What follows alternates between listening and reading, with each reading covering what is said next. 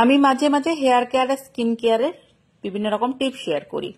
সেগুলো দেখে কিছু মানুষের প্রশ্ন থাকে যে তুমি এত কিছু করো, এত কিছু করার সময় পাও কি করে? কিন্তু বিশ্বাস করুন, আমি এত কিছু করি না, মাঝে মাঝে তবে হেয়ার কেয়ার স্কিন কেয়ার করি, যেটা আমার ভীষণ ভালো লাগে। আর আমি যেগুলো করি যদি রেজাল্ট পাই সেগুলো আমি আপনাদের সাথে শেয়ার করি। আর আগে যা যা শেয়ার করেছি সেগুলো আমি নিজে করেছি, রেজাল্ট পেয়েছি বলে শেয়ার করেছি।